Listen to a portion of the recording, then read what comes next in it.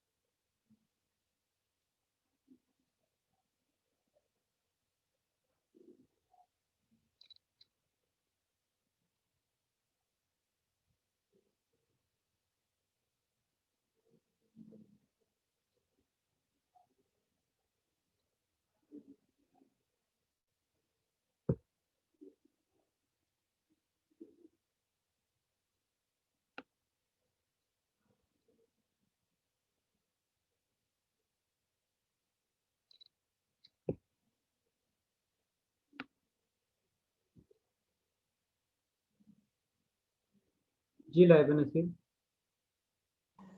Sir मैं ये पूछना चाह रही थी कि जो फाइनल है उसमें सारा सिलेबस कंक्लूड होगा, कुछ कम नहीं करेंगे आप? कल डिपार्टमेंटल मीटिंग होनी है, उसमें डिसाइड होगा किस तरह करना है, कुछ पोर्शन छुड़वाना है या नहीं। ठीक हो गया जी, और ये भी उसमें डिसाइड होगा कि आप लोगों का फाइनल कब होगा। वैसे सर जो हमारे फाइनल है वो 2 फेब से स्टार्ट होंगे एक अंदाजे के मुताबिक। अंदाजे के मुताबिक जो टाइम टेबल इन्होंने दिया हुआ है तो वो फर्स्ट वीक तक, फरवरी के फर्स्ट वीक तक क्लासेज हैं, यानी कि ठीक फर्स्ट वीक से आप लोगों को हार्ट के पेपर शुरू हो जाएंगे, उससे नेक्स्ट वीक में फिर आप लोगों के साइंस के सब्जेक्ट के यानी कोर्सेज स्टार्ट हो जाएंगे। ठीक हो गया।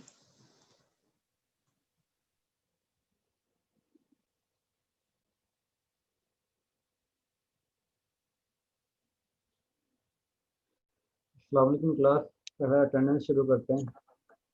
वालेकुम सलाम sir. Okay sir. Ahmad Zia, Ahmad Zia, Aiman Yasin, present. Alishba, present sir. Amna Javed, present sir. Anam Imtiaz, present sir. Aria Ilyas, present sir. Arfa Abrar, present sir. Ayesha Iftikhar,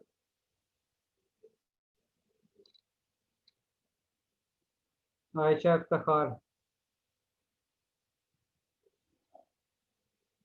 Ayesha Tahir, present sir. Azalfa Faisal, present.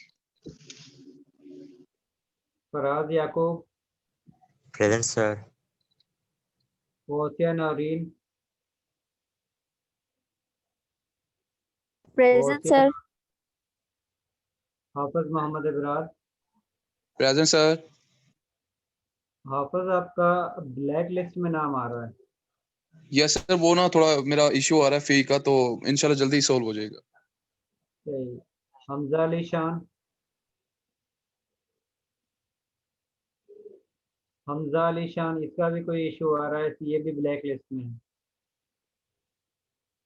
Hamza Javed,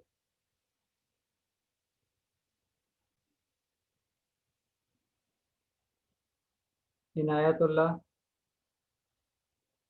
Yes, sir. Jahanzeb,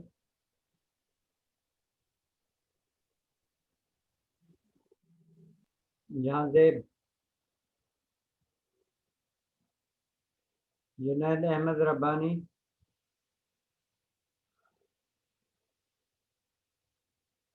Junaid Ahmad Rabbani,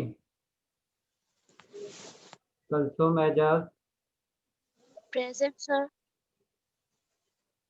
Khalid Hussain,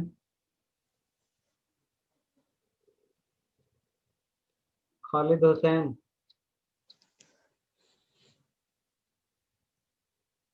Kinza Khalid Chaudhry, Present, sir. Laiba Naseer, present sir. Mariz Rasool, Present, sir. Mam Ejaz, Present, sir. Maryam Fiza, Present, sir. Masnoon Akasi, Present, sir. Mohammad Imran Ahmad, Yes, sir. Present. Mohammad Umar 004, Mohammad Umar 004, Mohammad Behzad Anwar, Present, sir. Present. Mohammad Behzad Anwar, मेरा internet बहुत slow Present, है, sir. Present. बार बार disconnect हो रहा है। Mohammad Haseeb, Present, sir. Mohammad Nasir, Present, sir. Mohammad Qasim, Mohammad Qasim, Mohammad Shadab इरशाद। ठीक है शादेब, आपकी attendance हो गई है।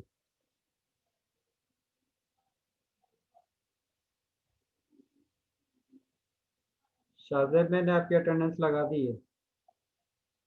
मोहम्मद उमर 94, सर ये ना आप देख सकते हैं मैं मीटिंग के अंदर हूँ लेकिन बार बार मेरा इंटरनेट बहुत वीक है, पता नहीं क्या मसला है। ये मैं उमर के माइक से बोल रहा हूँ। शाहजेब आपको सर। देख सकता हूँ। शादेब, मैंने कहा तो है कि आपकी अटेंडेंस लगा दी है। Thank you, sir. Thank you. Mohammad Umar 94,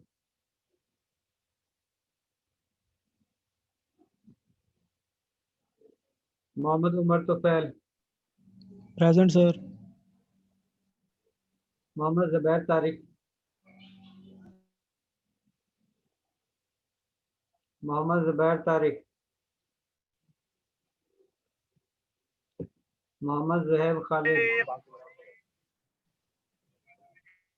Mohammad Zuhaib Khalid, Muneeba Usman, Muneeba Usman, Musharraf Hussain, Yes, sir. Nida Nadeem, Present, sir. Rafia Kamal, Present. Rinsha Saeed, Present. Saad Amjad,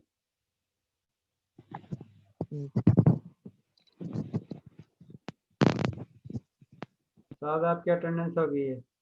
Sadia Qayyum, present sir. Safa Idrees, सफ़ा इदरीस, सर, आपका भी कोई माइक का इशू है सर। सफ़ा का नाम भी ब्लैक लिस्ट में आ रहा है, उसके भी कोई फीस वगैरह का इशू है या क्या इशू है? यस सर, उसकी फी का इशू था, वो सॉल्व उसने करवा लिया है। ठीक है, अभी अभी उसका यानी कि नाम जो है वो ब्लैक लिस्ट में ही आ रहा है। जी सर, वो शादेब उसने अहमद, शहबाज अहमद जज sir. Shadab Zaman,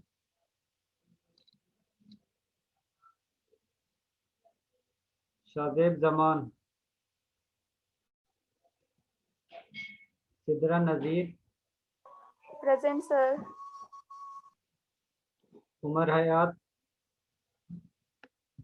present sir. ठीक है उमर हयात, आपकी अटेंडेंस हो गई है। Waqar Anwar, present sir. वकार आप भी ब्लैक लिस्ट में ही हो। जी sir. Junaira Javed,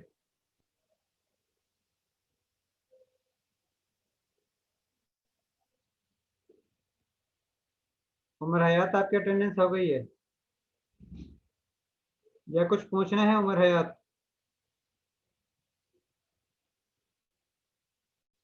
Zara Farooq, present. Zarmeen Akmal, present sir. जी उमर।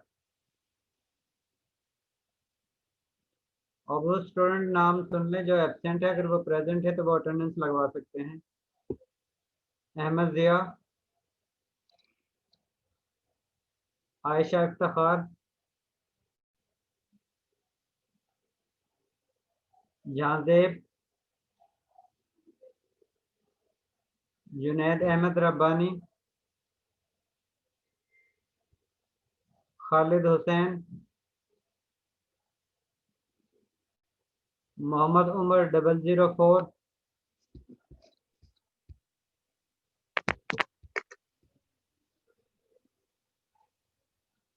Mohammad Qasim, Mohammad Umar 94, present sir.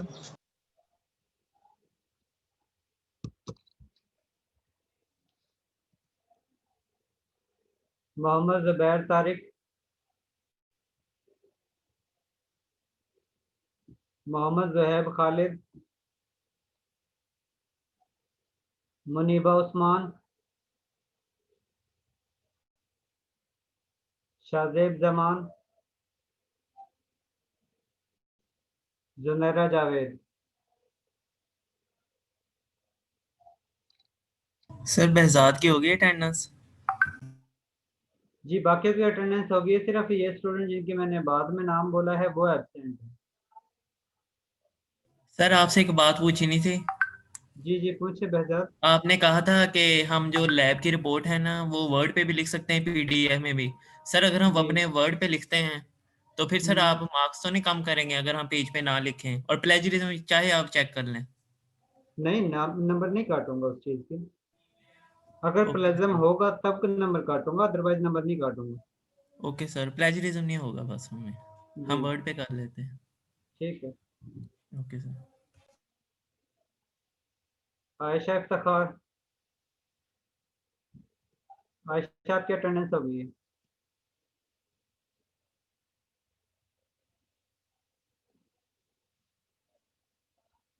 आयशा इफ्तिखार,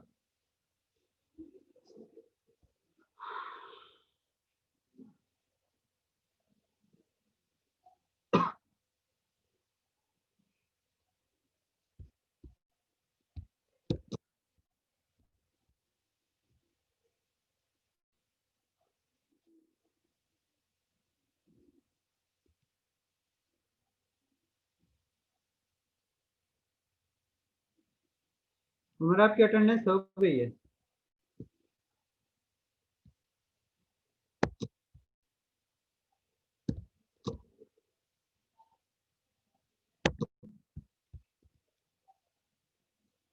उमर सभी के साथ अच्छा टाइम गुजारा करें।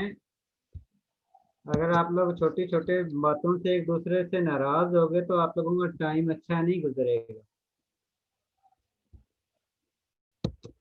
क्योंकि जिस वक्त ये टाइम गुजर जाना है यूनिवर्सिटी से, जिस वक्त आप लोग सी ऑफ करोगे तो उस कंडीशन में आप लोगों को ये दिन याद आएंगे। इसलिए कोशिश किया करें कि अच्छा वक्त गुजरे, हर बंदे के साथ अच्छा वक्त गुजारो। बिल्कुल सर। लाइबा आपने कुछ पूछना था? नहीं sir.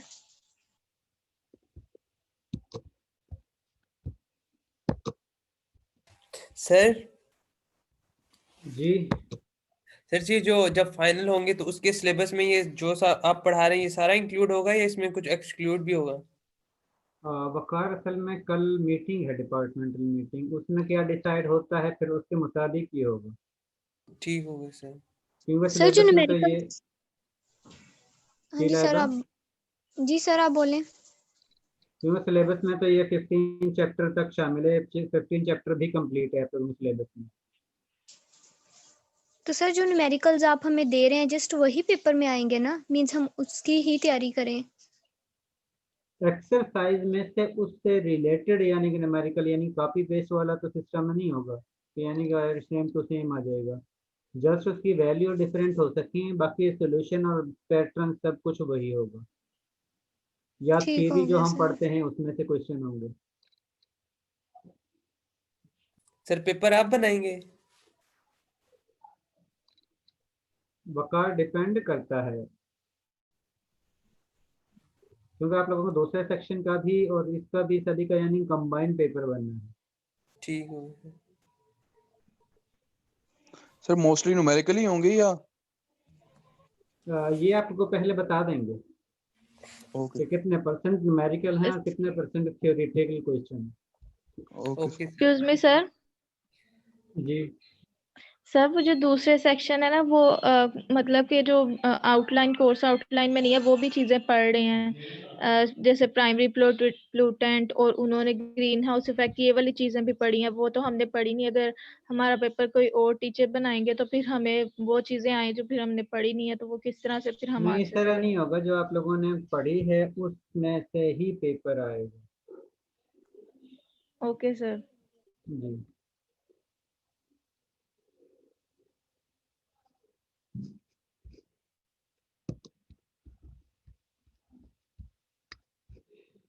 This is your last chapter,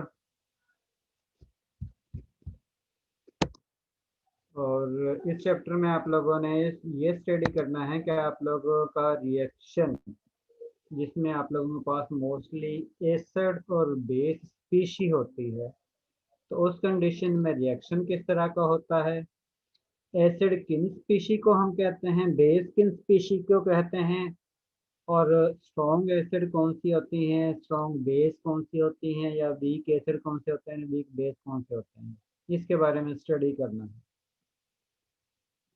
और किस रीज़न पर आप लोग किसी भी एसिड को स्ट्रॉन्ग एसिड या वीक एसिड कहते हो, उसकी रीज़न क्या है।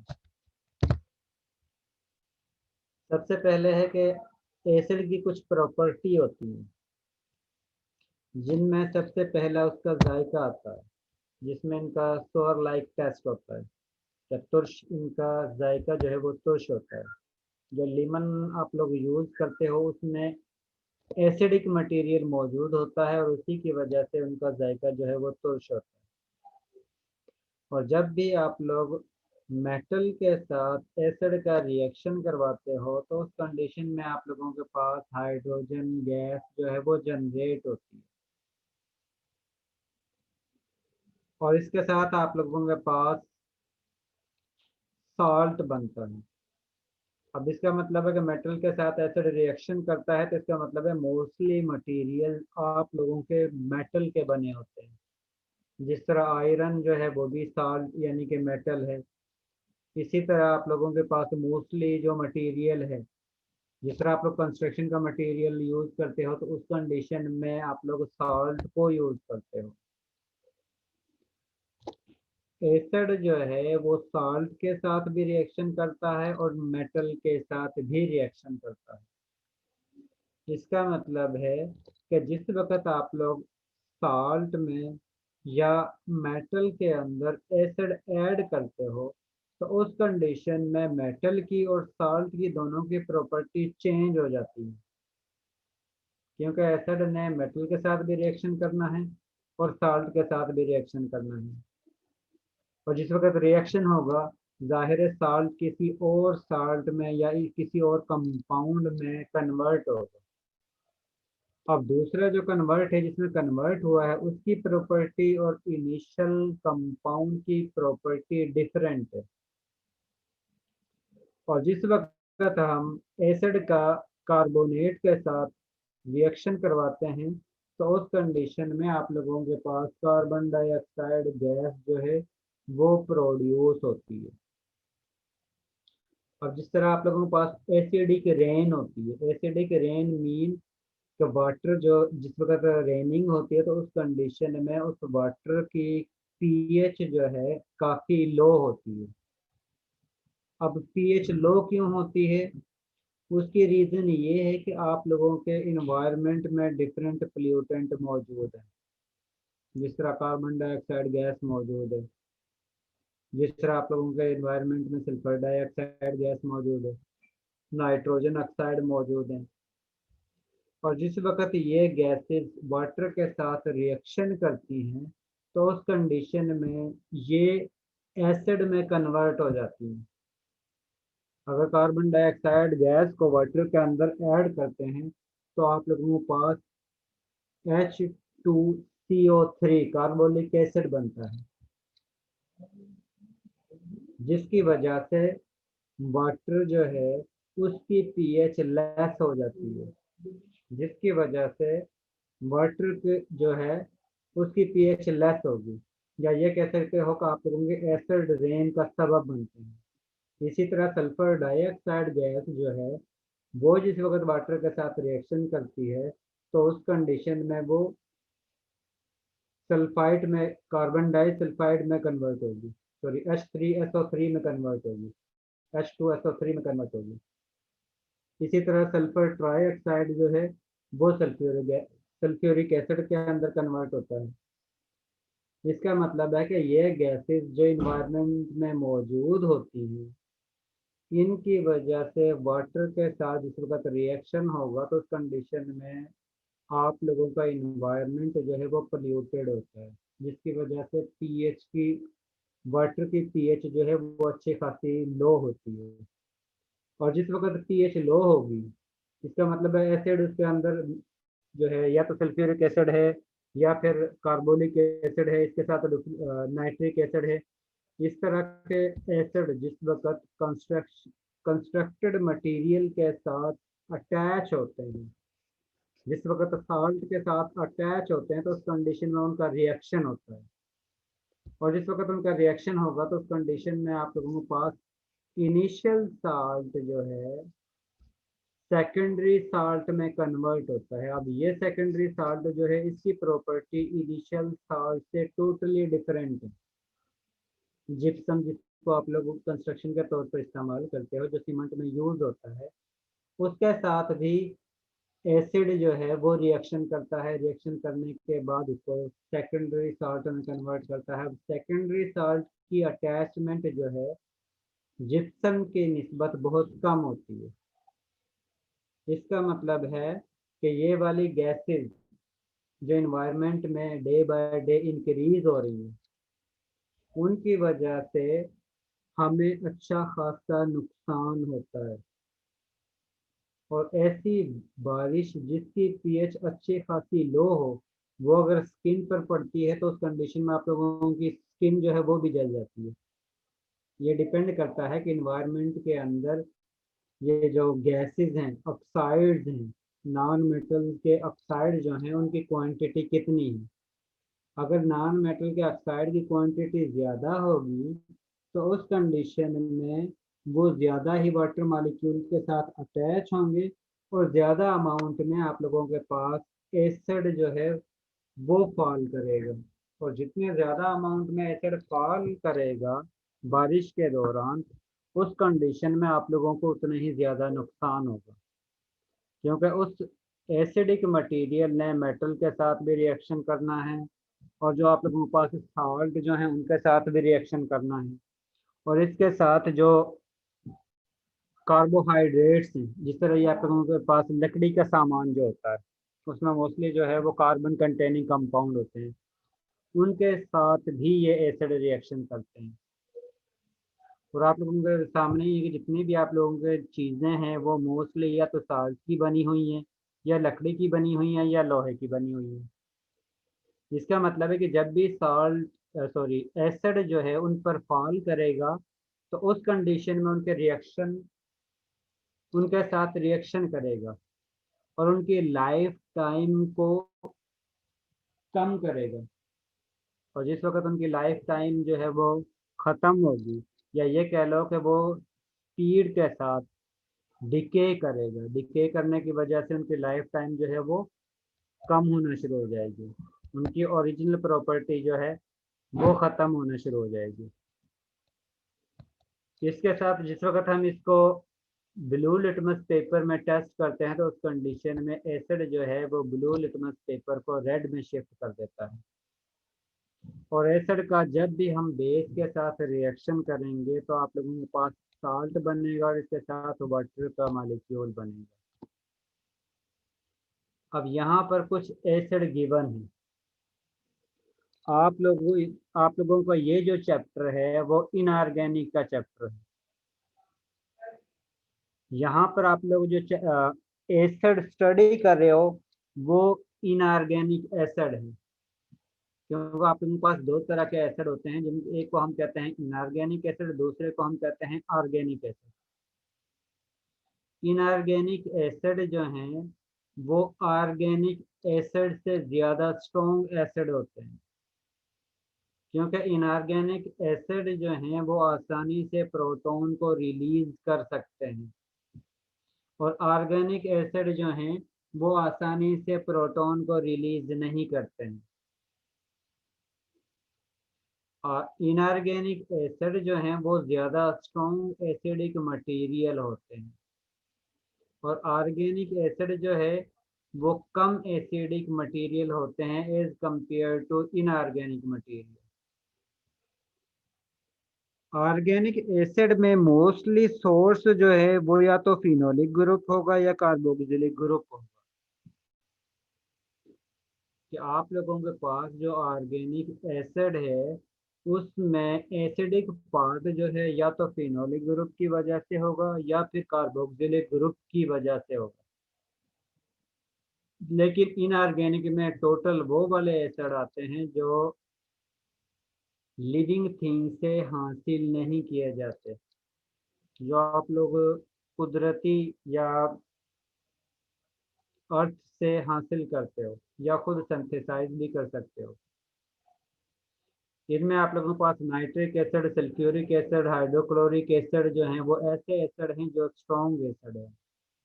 अब स्ट्रॉन्ग एसिड और वीक एसिड को हम इस तरह स्प्लिट करते हैं कि वो वाले एसिड जो आसानी से प्रोटॉन को रिलीज कर देते हैं वो स्ट्रॉन्ग एसिड कहलाते हैं, और वो वाले एसिड जो आसानी से प्रोटॉन को रिलीज नहीं करते उनको हम वीक एसिड कहते हैं।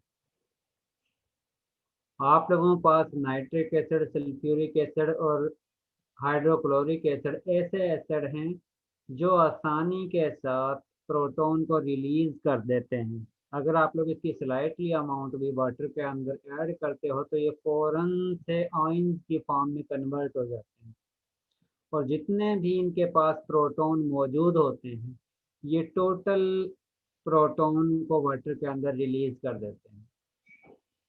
लेकिन कुछ ऐसे एसिड भी हैं जिसको आप लोग वाटर के अंदर डिजॉल्व करते हो तो वो टोटल प्रोटॉन को रिलीज नहीं करते, कुछ अमाउंट प्रोटॉन की रिलीज करते हैं, बाकी के प्रोटॉन जो है वो सेकंड पार्ट के साथ अटैच रह जाता है या न्यूट्रल फॉर्म में मौजूद रहता है। ऐसे एसिड जो कम्प्लीटली आयंस को, प्रोटॉन को रिलीज कर देते हैं उनको हम स्ट्रॉन्ग एसिड कहते हैं, और वो एसिड जो कम्प्लीटली प्रोटॉन को रिमूव नहीं करते, रिलीज नहीं करते, उनको हम वीक एसिड कहते हैं। और वीक एसिड की जो एग्जांपल है वो boric acid, carbonic acid, hydrofluoric acid है, एसिटिक एसिड है, ये सारी जो है वो वीक एसिड की एग्जांपल है। और इसके साथ इनके यूजेस दिए हुए हैं कि आप लोग इन एसिड्स को किस किस पर्पज के लिए इस्तेमाल करते हो, और इसके साथ दिया हुआ है कि आप लोगों के पास कौन सा स्ट्रॉन्ग एसिड है, कौन सा वीक एसिड है। ऊपर वाले जो एसिड हैं वो ऐसे हैं कि जिनको आप लोग स्लाइटली अमाउंट भी वाटर में ऐड करते हो तो वो फौरन से आयोनाइज हो जाते हैं, या वो एसिड जिनको आप लोग वाटर में ऐड करते हो तो उनके पास जितने भी प्रोटॉन मौजूद होते हैं वो टोटल प्रोटॉन का वाटर के अंदर रैपिडली रिलीज कर देते हैं प्रोटॉन के फॉर्म में। और वो एसिड जिनको अगर आप लोग वाटर में डिजॉल्व करते हो तो वो अपने टोटल प्रोटॉन को वाटर में रैपिडली रिलीज नहीं करते, उनको हम वीक एसिड कहते हैं। इसी तरह आप लोगों के पास बेस की कुछ प्रॉपर्टी हैं, जिस तरह आप लोगों के पास एसिड की प्रॉपर्टी है। बेस जो है वो अल्कलाइन इन नेचर होता है और इनका बिटर लाइक टेस्ट होता है, और ये स्लिपरी इन नेचर होती है कि आप लोगों के पास इनमें फिसलन यानी कि महसूस होती है। और जिस वक्त आप लोग इसका रेड लिटमस के साथ चेक करते हैं तो उस कंडीशन में बेस जो है वो रेड लिटमस पेपर को ब्लू में शिफ्ट कर देती है, और जब भी बेस एसिड के साथ रिएक्शन करेंगी तो उस कंडीशन में ये साल्ट और वाटर जनरेट करेंगी, और इस रिएक्शन को हम न्यूट्रलाइजेशन रिएक्शन कहते हैं। अब पहले तो आप लोगों ने ऑर्गेनिक और इनऑर्गेनिक एसिड के बारे में देखा था। इसी तरह आप लोगों के पास ऑर्गेनिक और इनऑर्गेनिक बेसिस होती हैं। इनऑर्गेनिक बेसिस वो वाले मटेरियल होते हैं जो OH नेगेटिव आयन प्रोवाइड कर सकते हैं वाटर के अंदर, या जो लोन जी लाइबा सर जो आप ये टेबल्स पढ़ा रहे हैं ये सारे याद करने हैं जी। या कंसेप्ट के लिए जस्ट? आप लोगों को फार्मूला पता होना चाहिए और कौन से ऑर्गेनिक है, कौन से इनऑर्गेनिक है, कौन से स्ट्रॉन्ग है और कौन से वीक हैं, ये आप लोगों को पता होना चाहिए।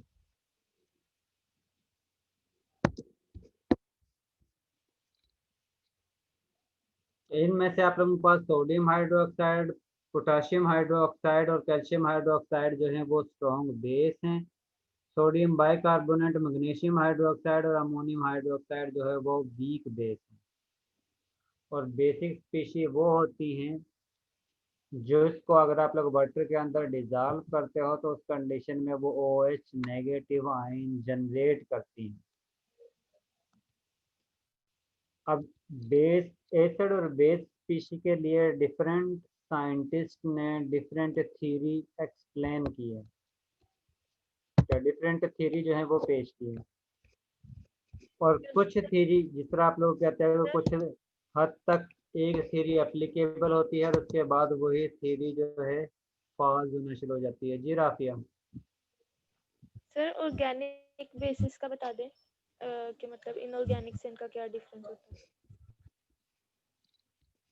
ऑर्गेनिक बेसिस का अच्छा, ये आप लोगों के पास वो वाली बेसिस जिनमें आप लोगों के पास OH नेगेटिव आयन मौजूद होता है, या जिनको आप लोग वाटर में डिजॉल्व करते हो तो उस कंडीशन में वो OH नेगेटिव आयन प्रोड्यूस करती हैं, तो उनको हम कहते हैं ये आप लोगों के पास बेसिस हैं। अब बेस जो है वो इनऑर्गेनिक भी होती हैं, ऑर्गेनिक भी होती हैं। ऑर्गेनिक में बेसिस वो वाली स्पीशी होती हैं जिनमें अमाइनो ग्रुप मौजूद होता है। मोस्टली या जनरली ऑर्गेनिक का कंपाउंड में बेसिक स्पीशी के लिए या वो वाली स्पीशी बेसिक होती हैं जिसमें NH2 ग्रुप मौजूद होगा, उनको हम बेसिक मटेरियल कहते हैं। और इनऑर्गेनिक में आप लोगों के पास ऐसी स्पीशी होती हैं जो OH नेगेटिव आयन प्रोड्यूस करती हैं वाटर के अंदर, उनको हम बेसिक मटेरियल कहते हैं। जिस तरह सोडियम हाइड्रोक्साइड को वाटर के अंदर ऐड करते हैं तो आप लोगों के पास OH नेगेटिव आयन प्रोड्यूस होता है। इसी तरह पोटाशियम को ऐड करते हो तो उस कंडीशन में भी आप लोगों के पास OH नेगेटिव आयन प्रोड्यूस होता है। और इसके साथ इनका कॉमन नेम भी लिखा हुआ है। सोडियम हाइड्रोक्साइड का कॉमन नेम जो है वो कास्टिक सोडा है। इसी तरह पोटाशियम हाइड्रोक्साइड का कॉमन नेम जो है वो कास्टिक पोटाश है। कैल्शियम हाइड्रोक्साइड का कॉमन नेम जो है वो सिलेक्ट लाइन है, इसलिए इसी तरह सोडियम बाइकार्बोनेट का कॉमन नाम जो है वो बेकिंग सोडा है। मैग्नीशियम हाइड्रोक्साइड का कॉमन नेम जो है वो मिल्क ऑफ मैग्नीशिया है। और अमोनियम हाइड्रोक्साइड का अमोनिया वाटर कॉमन नेम है। अब इन बेसिस के बारे में, जो इनऑर्गेनिक बेसिस हैं, इनके बारे में डिफरेंट थ्योरी है और जो डिफरेंट साइंटिस्ट ने एक्सप्लेन की, जिनके बेस पर ये कहा जा सकता है कि ये स्पीशीज एसिडिक है या बेसिक है। लेकिन ये थ्योरी जो है वो कुछ लिमिट तक एप्लीकेबल होती है, या ये कह सकते हो कि हर चीज़ की एक लिमिट होती है। जिस तरह आप लोग कहते हो कि उसके बाद जिस तरह आप लोगों को काम दिया जाता है तो काम अगर ज़्यादा दे देते हैं तो आप लोग कहना शुरू हो जाते हो सर बहुत ज़्यादा काम, जो हमें वर्कलोड मिला है वो बहुत ज़्यादा मिला। या सिलेबस आप लोगों को ज़्यादा दे दिया जाता है तो आप लोग भी आगे से कहना शुरू हो जाते हो जो सिलेबस है वो बहुत ज़्यादा हो रहा है। ठीक है, इसका मतलब है कि आप लोगों की भी एक लिमिट है जिस लिमिट तक आप लोग कोर्स को या सिलेबस को कवर कर सकते हो। अगर उससे ज़्यादा देते हो तो उस कंडीशन में आप लोगों के भी हाथ खड़े हो जाते हैं। इसका मतलब है कि आप लोगों की लिमिट जो है वो ख़त्म हो जाती है उससे मज़ीद जो है। इसमें सबसे पहली थ्योरी जो है जो एसिड और बेस के बारे में एक्सप्लेन करती है वो है आर्हेनियस थ्योरी। आर्हेनियस थ्योरी के मुताबिक those species which can generate OH negative ion in aqueous medium are called basic species or base, and those species which can generate proton ion in aqueous medium are called acid। वो species जिनको अगर आप लोग water के अंदर add करते हो और वाटर में ऐड करने के बाद वो OH नेगेटिव आयन जनरेट करती हैं तो उनको हम कहते हैं कि ये बेस हैं। और वो वाली स्पीशीज जिनको अगर आप लोग वाटर में ऐड करते हो और वाटर में ऐड करने के बाद आप लोगों के पास प्रोटॉन जनरेट होते हैं तो उनको हम कहते हैं एसिड। जिस तरह सोडियम हाइड्रोक्साइड है, इसको जिस वक्त आप लोग वाटर में ऐड करते हो तो उस कंडीशन में आप लोगों के पास सोडियम प्लस आयन और OH नेगेटिव आयन जनरेट होता है। इसका मतलब है कि वाटर के अंदर आप लोगों के पास OH नेगेटिव आयन जनरेट हो रहा है। और जनरेट किसकी वजह से हो रहा है? वो सोडियम हाइड्रोक्साइड की वजह से। इसी वजह से आर्हेनियस के मुताबिक सोडियम हाइड्रोक्साइड को बेस कहते हैं।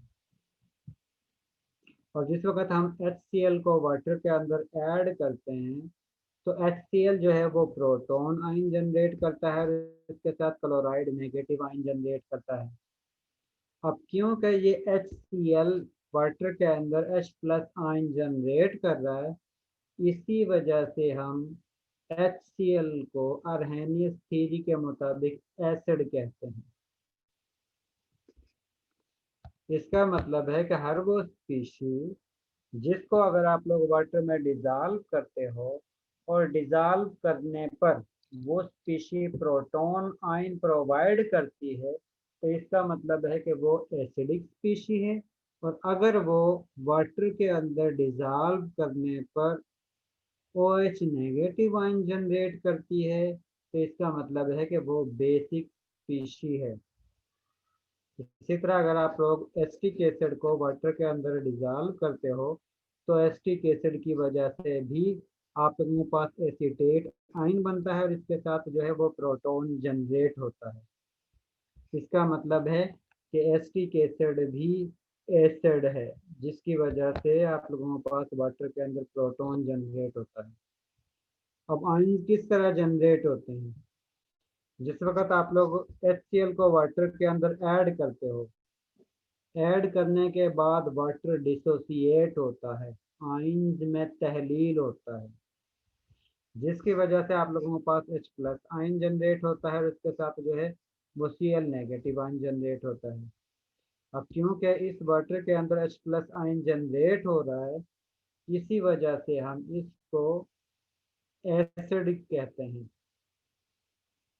और इसी तरह जिस वक्त आप लोग सोडियम हाइड्रोक्साइड को वाटर में डिजॉल्व करते हो, तो वाटर में डिजॉल्व करने पर सोडियम हाइड्रोक्साइड आयंस में कन्वर्ट हो जाता है, आयंस में डिसोसिएट हो जाता है, जिसकी वजह से आप लोगों के पास इक्वस मीडियम में सोडियम आयन जनरेट होता है और इसके साथ OH नेगेटिव आयंस जनरेट होते हैं। और आर्हेनियस के मुताबिक हर वो स्पीशीज जिसको अगर आप लोग वाटर में ऐड करते हो, ऐड करने पर वाटर के अंदर OH नेगेटिव आयन जनरेट होते हैं तो उसको हम बेस कहते हैं। और अगर स्पीशी को ऐड करने पर वाटर के अंदर H+ आयन जनरेट होते हैं तो उसको हम एसिड कहते हैं।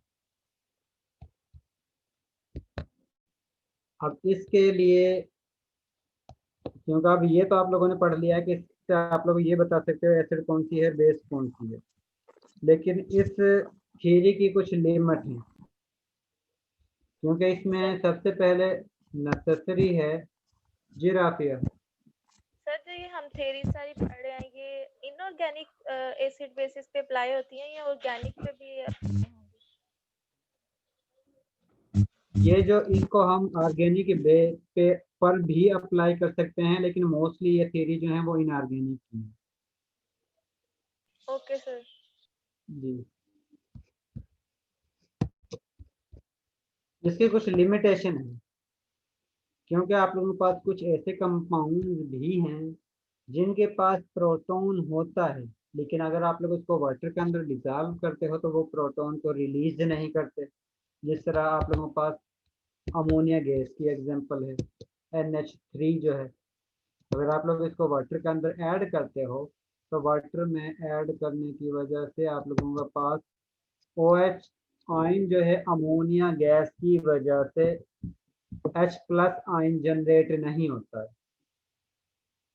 इसके साथ कुछ ऐसे भी कंपाउंड हैं जो वाटर के अंदर सोल्यूबल नहीं होते हैं। अब जिस वक्त वो वाटर के अंदर सोल्यूबल नहीं होते तो इसका मतलब है कि उनके बारे में हम एग्जैक्ट नहीं बता सकते हैं कि वो एसिडिक हैं या बेसिक हैं। उनके बारे में हम ये नहीं बता सकते कि वो कंपाउंड जो है एसिड होंगे या बेसिक इन नेचर होंगे। इसका मतलब है कि हमें कुछ और कंपाउंड या ऐसे कंपाउंड जिनके लिए हम वाटर सॉल्वेंट यूज नहीं करते, उसके बगैर हम कंपाउंड के बारे में किस तरह बता सकते हैं।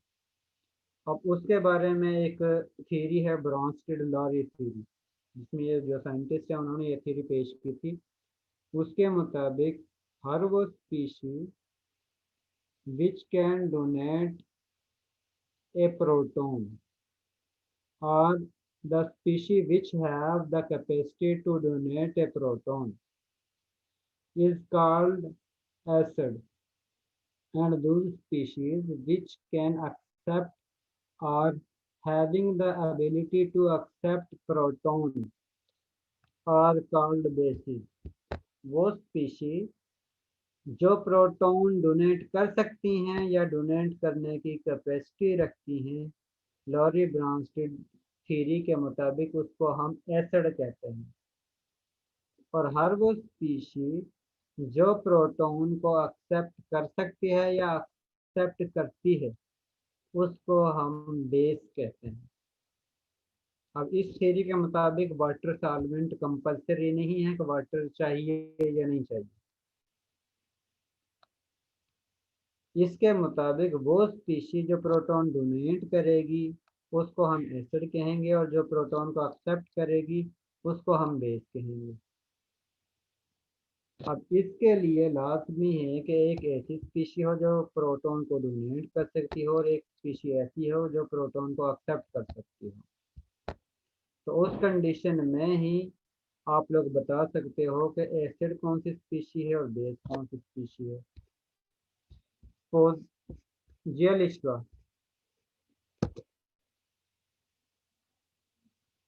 जी अलिशबा। सर गलती से हो गया, सॉरी। सर मुझे वो लिमिटेशन वाली पिछली स्लाइड एक बार दोबारा बता दें, उसमें क्या बताया आप? किस पर? जो ये पिछली स्लाइड प्रॉब्लम वाली थी, जिसमें हम कंप्लीटली नहीं बता सकते इससे बेस का। ये जो है, ये इससे पिछली। जी सर। इसका सर मैंने यही ये वाली। कहा है, इसमें मैंने ये कहा है तो कुछ ऐसे कंपाउंड भी हैं जो वाटर के अंदर डिजॉल्व नहीं होते हैं, या कुछ ऐसे कंपाउंड भी हैं जिनको हम वाटर के अंदर डिजॉल्व करते हैं तो बज़ाहिर उन्हें प्रोटॉन रिलीज करना चाहिए, लेकिन वो प्रोटॉन को रिलीज नहीं करते हैं। जिस तरह अमोनिया है, अब इसके पास प्रोटॉन है, इसको जिस वक्त हम वाटर के अंदर ऐड करते हैं तो इसको प्रोटॉन रिलीज करके एसिडिक बिहेवियर शो करना चाहिए, लेकिन एक्चुअल में ये इस तरह का बिहेवियर शो नहीं करती, क्योंकि अमोनिया जो है एक्चुअल में बेसिक इन नेचर होती है। सर इसी तरह का जी। ये ओके सर। थ्योरी के मुताबिक फिर वाटर एसिड भी है, बेस भी होते हैं, क्योंकि ये OH भी एक ही टाइम पे दोनों डोनेट कर रहे।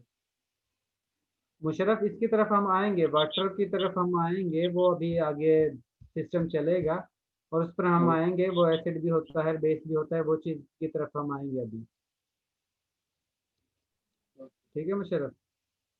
ठीक है सर। तो इसका मतलब है कि आर्हेनियस के मुताबिक हर कंपाउंड के बारे में हम एग्जैक्ट नहीं बता सकते। इसके दो यानी कि ड्रॉबैक हैं। एक तो ये कि कुछ कंपाउंड, एक तो कंपलसरी है इसको एक्सप्लेन करने के लिए कि कंपाउंड के लिए वाटर हमने यूज़ करना है, और दूसरा ये कि हर स्पीशी को प्रोटॉन डोनेट करना चाहिए। जिनके पास प्रोटॉन है तो उन्हें प्रोटॉन डोनेट ही करना चाहिए, और उस स्पीशी जिसके पास OH नेगेटिव आयन है उसको भी OH आयन डोनेट करना चाहिए। अब ये तो लाजमी नहीं है कि बेस के लिए कि OH नेगेटिव आयन ही मौजूद है। अब इसी को एडवांस थ्योरी जो आई थी इसके बाद, वो थी ब्रांस्टेड-लॉरी थ्योरी, जिसने कहा था कि इसके लिए हम चलो वाटर को रिमूव कर देते हैं, हम ये एक्सप्लेन करते हैं कि वो स्पीशीज जो प्रोटॉन को डोनेट करेगी उसको हम एसिड कहते हैं, और वो स्पीशीज जो प्रोटॉन को एक्सेप्ट करेगी उसको हम बेस कहते हैं। अब इसके लिए लाजमी नहीं है कि हम इसको वाटर में डिजॉल्व करेंगे तभी पता चलेगा। ठीक है? अब इसमें वाटर की जो कंपलसरी कंडीशन थी आर्हेनियस के केस में, वाटर कंपलसरी था कि जिसमें आप लोग सोल्यूशन ऐड करते थे तभी आप लोगों को बता सकते थे कि एसिडिक है या बेसिक है। लेकिन उसका ये इशू रिजॉल्व कर दिया लोरी ब्रांस्टेड थ्योरी में कि आप लोग अगर वाटर यूज नहीं करते तो उस कंडीशन में भी आप लोग प्रोटॉन के बेस पर बता सकते हो कि कंपाउंड जो है वो एसिडिक इन नेचर है या बेसिक इन नेचर है। अब वो स्पीशी जो प्रोटॉन को डोनेट करती है उसको हम कहते हैं एसिड, और जो प्रोटॉन को एक्सेप्ट करती है उसको हम कहते हैं बेस। सपोज ये आप लोगों के पास एक कंपाउंड है जिसमें आप लोगों के पास ये हाइड्रोजन एक पार्ट के साथ या ए के साथ अटैच है, इसका हम रिएक्शन करवाते हैं बी के साथ। ये बी जो है इस प्रोटॉन को एक्सेप्ट कर सकता है और ये प्रोटॉन को रिलीज कर सकता है। जिस वक्त ए प्रोटॉन को रिलीज करेगा तो उस कंडीशन में ए पर नेगेटिव चार्ज आएगा, ये पार्ट जो है वो एनाइन में कन्वर्ट हो जाएगा। और बी जो है जिस वक्त प्रोटॉन को एक्सेप्ट करता है वो अपने लोन पेयर की वजह से प्रोटॉन को एक्सेप्ट करेगा। अगर किसी के पास लोन पेयर मौजूद नहीं है तो वो प्रोटॉन को एक्सेप्ट नहीं करेगा। तो जिस वक्त ये लोन पेयर की मदद से प्रोटॉन को एक्सेप्ट करेगा तो उस कंडीशन में इस पार्ट पर प्लस चार्ज आएगा। ठीक है? वो स्पीशीज जिसने प्रोटॉन को रिलीज किया है उसको लोरी ब्रांस्टेड के मुताबिक एसिड कहते हैं। इसका मतलब है ये स्पीशीज जो है एसिडिक है, और बी वो स्पीशीज जो प्रोटॉन को एक्सेप्ट करती है, यहाँ पर केस जो है वो बी है, तो उस स्पीशीज को हम बेस कहते हैं। इसके बाद कुछ ऐसे कंपाउंड्स भी हैं जो प्रोटॉन को एक्सेप्ट भी कर सकते हैं और प्रोटॉन को रिलीज भी कर सकते हैं।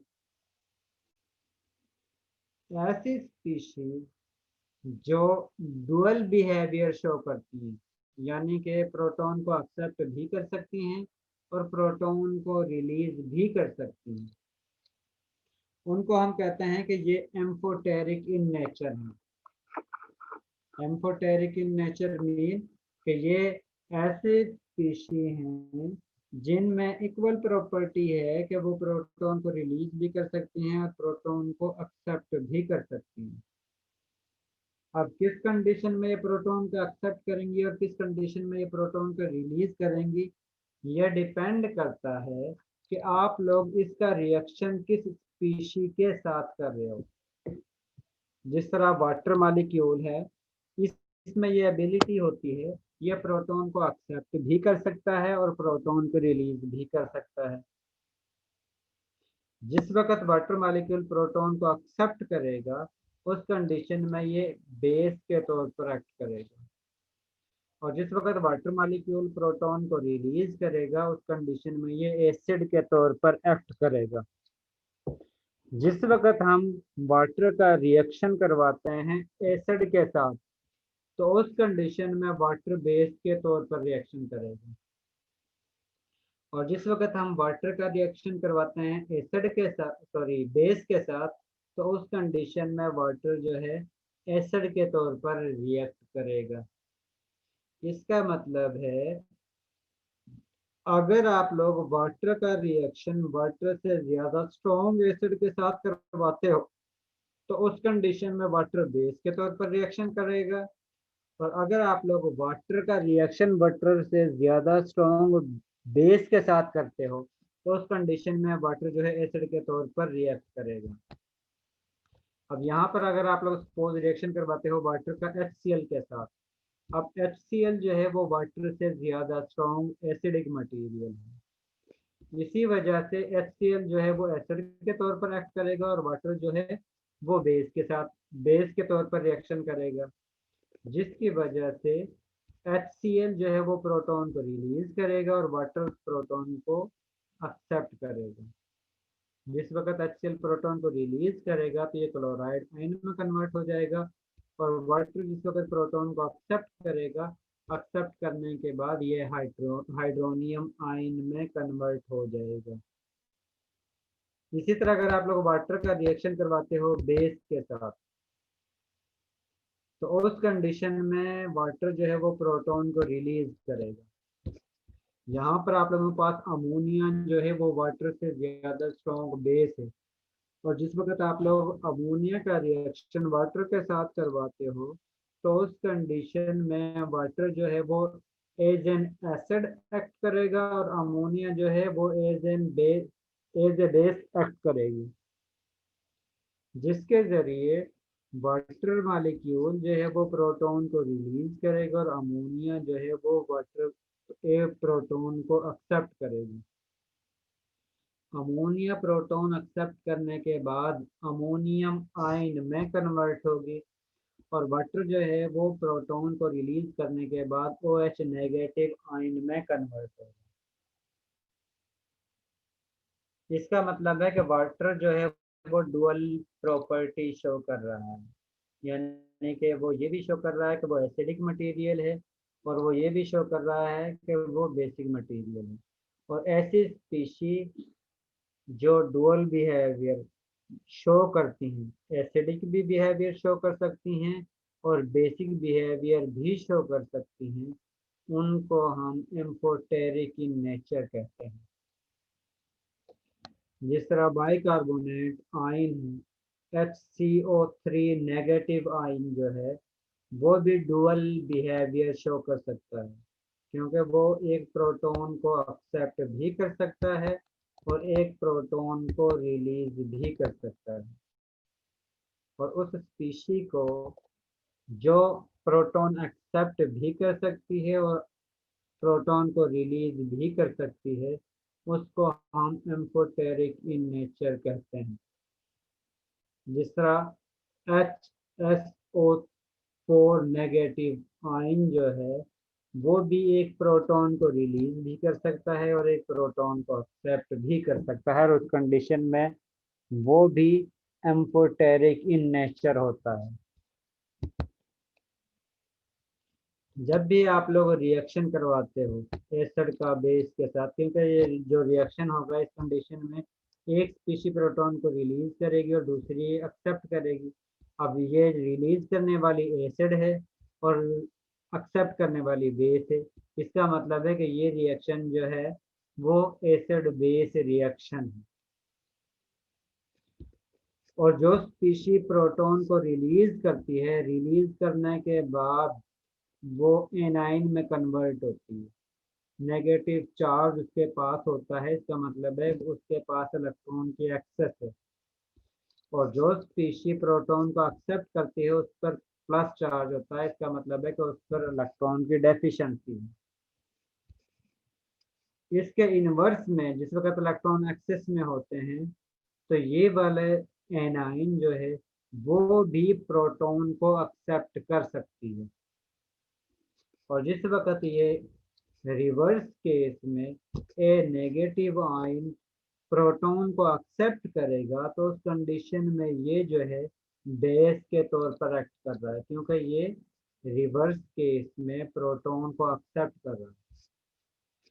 और ये स्पीशी जिसके साथ प्रोटॉन अटैच है ये रिवर्स रिएक्शन में प्रोटॉन को रिलीज करने वाली स्पीशी है, इसी वजह से इसको हम एसिड कहेंगे उस केस में जिस वजह से ये रिवर्स रिएक्शन है।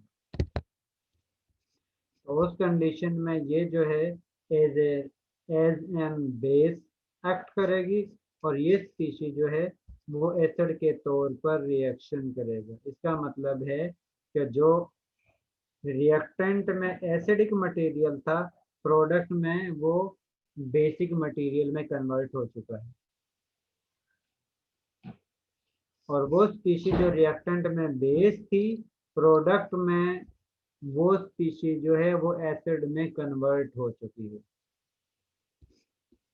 इसी वजह से लॉरी ब्राउनस्टेड ने इनका नाम जो है वो कॉन्जुगेट से इंडिकेट किया है कि आप लोगों के पास वो स्पीशी जो प्रोटॉन को रिलीज करती है, रिलीज करने के बाद वो कॉन्जुगेट बेस में कन्वर्ट हो जाती है, और वो स्पीशी जो रिएक्शन में रिएक्टेंट के में प्रोटॉन को एक्सेप्ट करती है जो बेस के तौर पर एक्ट कर रही होती है, वो प्रोटॉन को एक्सेप्ट करने के बाद कॉन्जुगेट एसिड में कन्वर्ट हो जाती है।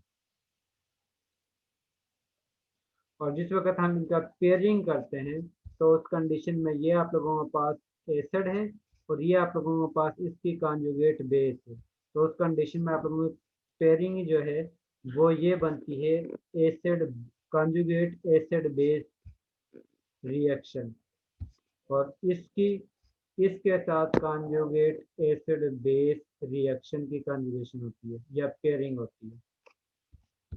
इसी तरह जिस वक्त आप लोग फार्मिक एसिड का रिएक्शन करते हो वाटर के साथ तो उस कंडीशन में फार्मिक एसिड जो है वो एज एन एसिड रिएक्ट करता है, जिसकी वजह से आप लोगों के पास फॉर्मेट आयन जो है जो कि आप लोगों के पास कॉन्जुगेट बेस है वो जनरेट होता है। तो उस कंडीशन में ये फार्मिक एसिड और फॉर्मेट आयन जो हैं वो कॉन्जुगेट एसिड बेस पेयर कहलाते हैं। इसी तरह इस रिएक्शन में वाटर मॉलिक्यूल जो है वो प्रोटॉन को एक्सेप्ट करता है और एक्सेप्ट करने के बाद ये हाइड्रोनियम आयन में कन्वर्ट होता है, और ये हाइड्रोनियम आयन जो है वो कॉन्जुगेट एसिड कहलाता है। और इस रिएक्शन के अंदर ये वाटर और ये हाइड्रोनियम आयन दोनों ही कॉन्जुगेट एसिड बेस पेयर कहलाते हैं। एसिड बेस पेयर में आप लोगों ने उसी स्पीशी को मर्ज करना है जो जिसने एसिड से बेस में कन्वर्ट हुई है और जो बेस से एसिड में कन्वर्ट हुई है। कभी भी आप लोगों ने ये नहीं करना कि ये जो बेस है इसके कॉन्जुगेट ये जो बेस है ये इनका पेयरिंग कर दूं, इस तरह कभी नहीं होता है। हमेशा बेस ही एसिड में कन्वर्ट होगी और हमेशा एसिड ही बेस में कन्वर्ट होगा। और जब भी आप लोगों ने पेयरिंग करनी है तो उस कंडीशन में आप लोगों ने acid plus conjugate base pair, इसी तरह ये base plus conjugate acid pair, इसी चीज को हम कॉन्जुगेट एसिड बेस पेयर कहते हैं, कि जिसके जरिए आप लोग इंडिकेट करते हो कि कौन सी स्पीशी एसिड है, कौन सी स्पीशी जो है वो बेस है, और कौन सी स्पीशी रिएक्शन के बाद जनरेट हुई है। जिस तरह ये वाटर मॉलिक्यूल है, वाटर मॉलिक्यूल प्रोटॉन रिमूव करता है तो उस कंडीशन में OH नेगेटिव आयन जनरेट होता है। तो ये आयन और ये एसिड दोनों को लाइन के जरिए कनेक्ट करना है और उस कंडीशन में उसके साथ लिख देना है कॉन्जुगेट एसिड बेस पेयर।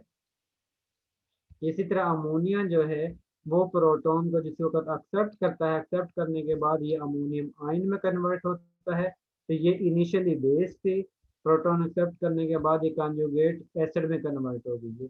तो ये दोनों मिलकर कॉन्जुगेट एसिड बेस पेयर बना रहे हैं।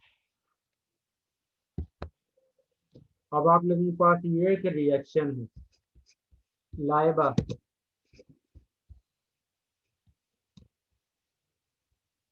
लाइबा मेरी आवाज आ रही है?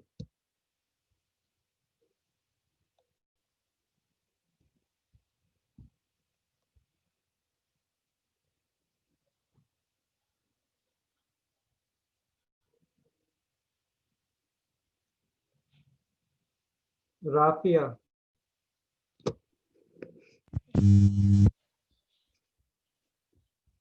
जी राफिया, इसमें कौन सी एसिड स्पीशी है, कौन सी बेस स्पीशी है? तो H2SO4 है सल्फ्यूरिक एसिड, ये एसिड है और वाटर बेस है। और जो HSO4 नेगेटिव है ये कॉन्जुगेट बेस होगी और H3O पॉजिटिव कॉन्जुगेट एसिड होगा। और कॉन्जुगेट एसिड बेस पेयर किस किस के बनेंगे? H2SO4 और HSO4 नेगेटिव का कॉन्जुगेट एसिड बेस पेयर, और वाटर का और हाइड्रोनियम आयन का। ठीक है, बिल्कुल ठीक है, क्योंकि ये स्पीशी प्रोटॉन डोनेट करने के बाद इसमें कन्वर्ट हुई है। इन दोनों का पेयर जो है वो एसिड बेस पेयर है। इसी तरह ये वाटर जो है प्रोटॉन को एक्सेप्ट करने के बाद इस फॉर्म में कन्वर्ट हुआ है, तो इन दोनों का एसिड बेस पेयर बनेगा। और ये जो स्पीशी है ये भी आप लोगों के पास एम्फोटेरिक इन नेचर होती है। HSO4 नेगेटिव जो है ये प्रोटॉन को रिलीज भी कर सकती है और प्रोटॉन को एक्सेप्ट भी कर सकती है। जिस वक्त ये प्रोटॉन को एक्सेप्ट करती है उस कंडीशन में ये H2CO3 फॉर्म में कन्वर्ट होगी और उस कंडीशन में ये एज ए बेस एक्ट करेगी।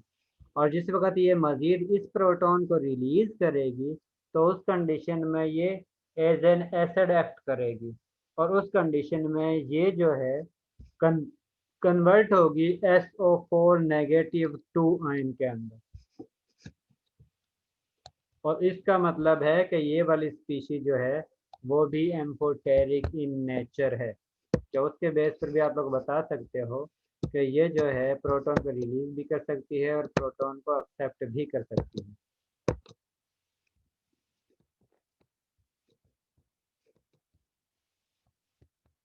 इसके बाद नेक्स्ट एग्जांपल है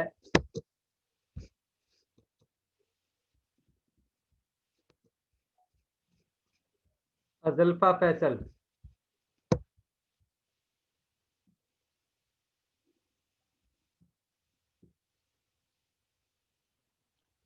अजल्फा फैसल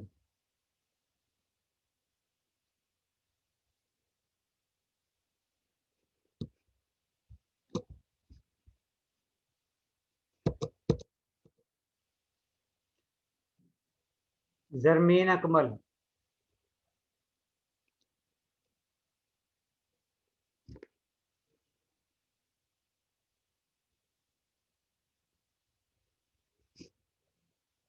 जरमीन अकमल,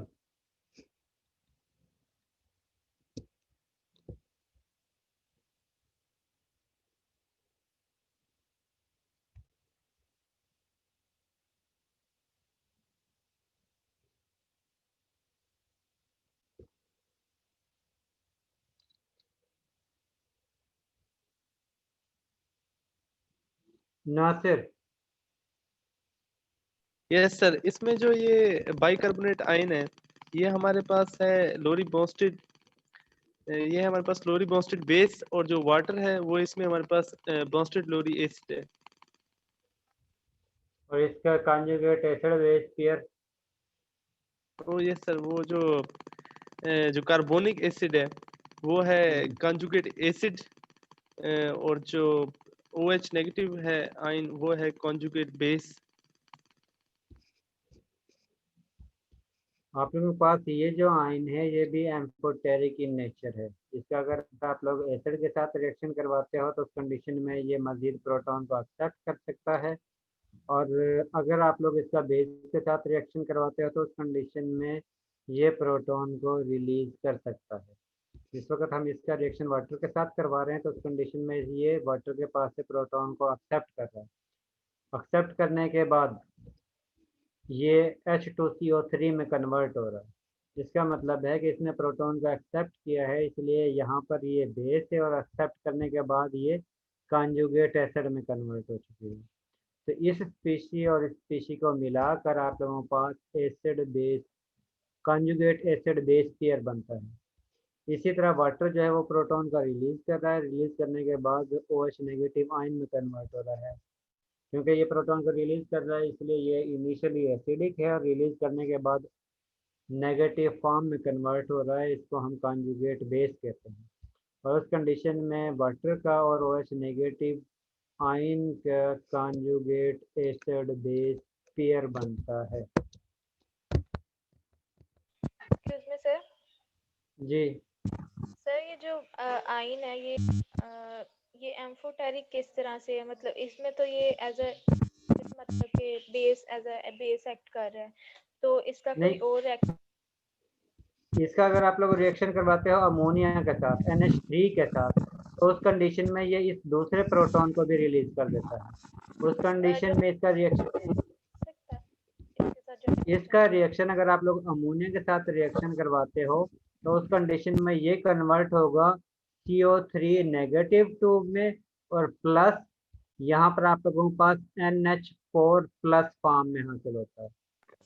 तो उस कंडीशन में ये एसिडिक बिहेवियर शो करता है, क्योंकि डिपेंड करता है कि आप लोग एम्फोटेरिक स्पीशी से ज़्यादा स्ट्रॉन्ग एसिड मटेरियल यूज़ कर रहे हो या उससे ज़्यादा स्ट्रॉन्ग बेस मटेरियल यूज़ करते हो। उसकी बेस पर ही एम्फोटेरिक स्पीशी जो है एसिडिक और बेसिक बिहेवियर शो करता है।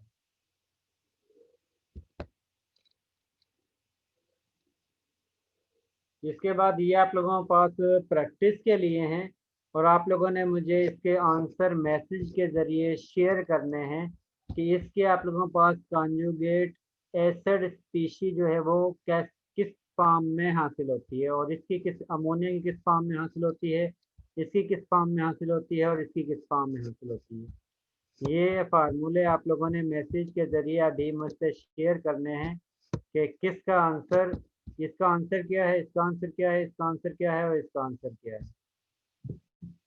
सर सिर्फ कॉन्जुगेट एसिड्स?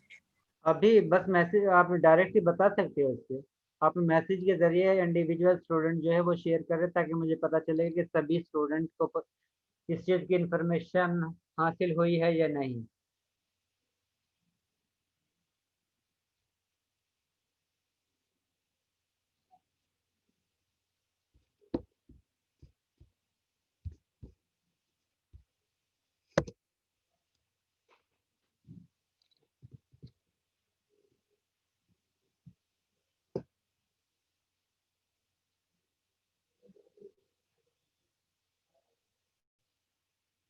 जी अभी तक किसी का आंसर नहीं आया है।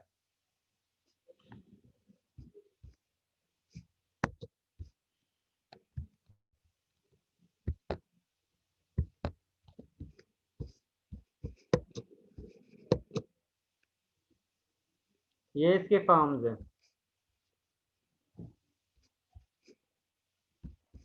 जिसने ये लिखे हैं उसका आंसर ठीक है।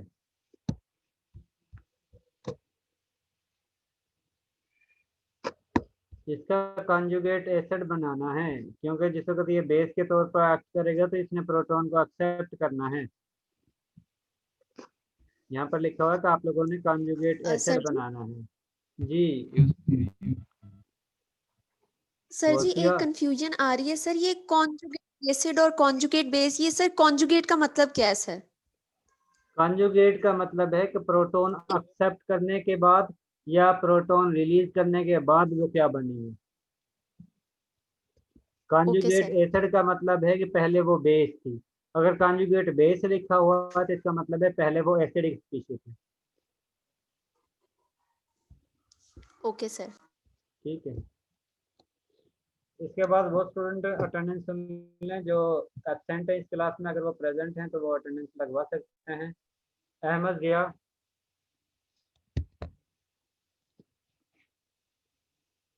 अहमद जिया,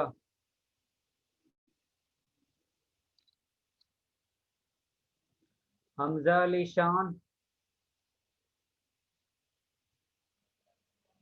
Hamza Javed,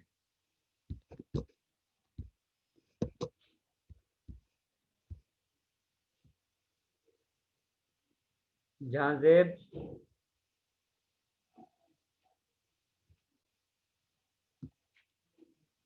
Junaid Ahmad Rabbani,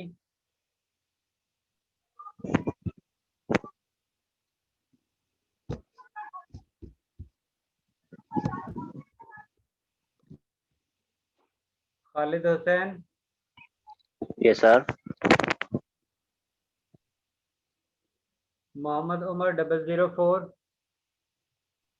yes sir present. Mohammad Qasim,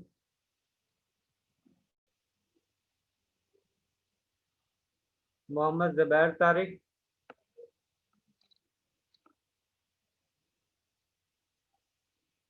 Mohammad Zubair Tariq, Mohammad Zuhaib Khalid,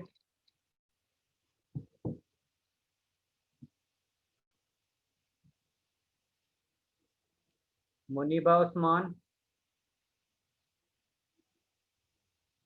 Mohammad Zuhaib Khalid present है सर। मोहम्मद ज़ुहैब खालिद, ठीक है। मुनीबा उस्मान, शाहज़ेब जमान,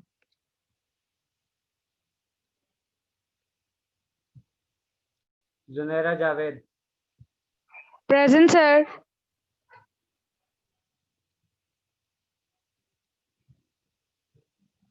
ठीक है, अब आप लोग लीव कर सकते हो। सर जी जी बेहजाद, सर वो मैंने पूछना था सर, जो समरी लिखनी है हमने, उसमें हम सिर्फ प्रोसीजर लिख दें या ऑपरेटर्स और रिजल्ट भी लिखना लाजमी है, ऑब्जर्वेशन? यार बेहजाद, समरी का मतलब होता है कि सारी चीज को समराइज करके शॉर्ट फॉर्म में एक्सप्लेन कर देना।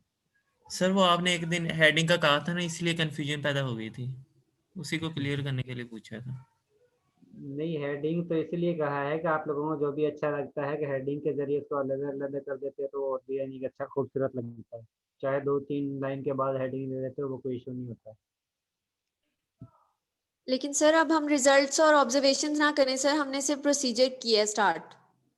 जी, आप उसी को लोगों ने वही उसकी इंट्रोडक्शन प्रोसीजर वगैरह वो चीज़ें आप लोगों ने एक्सप्लेन करनी है। और कैलकुलेशन वगैरह तो आपके पास होगी नहीं, जस्ट आप लोगों ने वहाँ पर फार्मूला लिखना है कि ये फार्मूला यूज करके हम इसकी कैलकुलेशन या अमाउंट या कंसंट्रेशन जो भी कैलकुलेट करनी है वो हम कर सकते हैं। ओके हो गया सर, थैंक यू। जी मोस्ट वेलकम। सर जी राफिया, सर वो चैप्टर नंबर 14 की स्लाइड्स जो है वो एलएमएस पे अपलोड नहीं हुई, तो वो प्लीज कर दीजिएगा।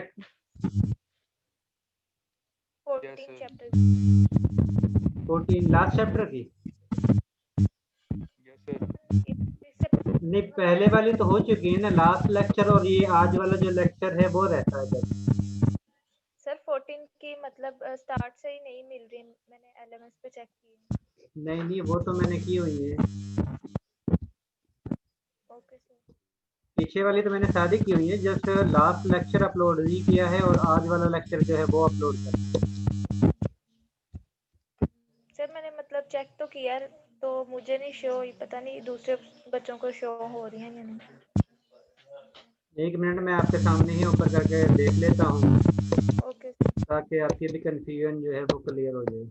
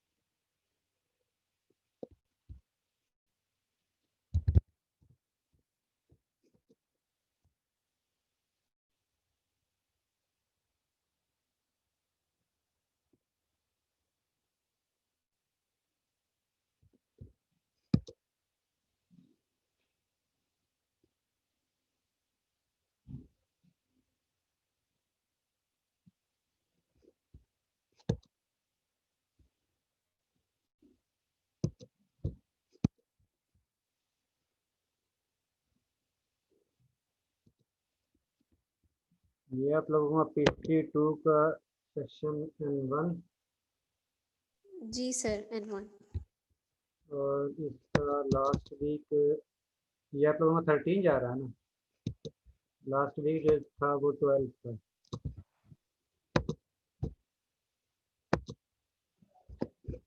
और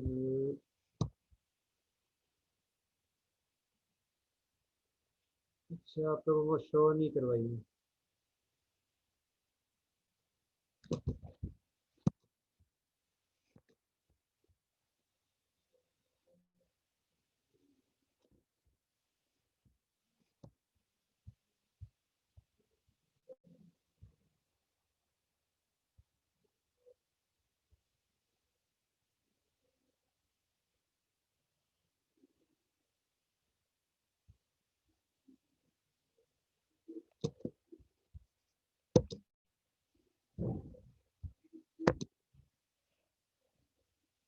अब चेक करें, अब शो हो जाएंगे। मैं करती हूँ। ठीक है, ये यहाँ पर चैप्टर नंबर 23 और 24 अपलोड हो गए। सर अब हो रही शो। चलिए ठीक है, अब आप लोग लीव कर सकते हैं। अल्लाह हाफिज। ओके सर, अल्लाह खुदा हाफिज। हाफिज।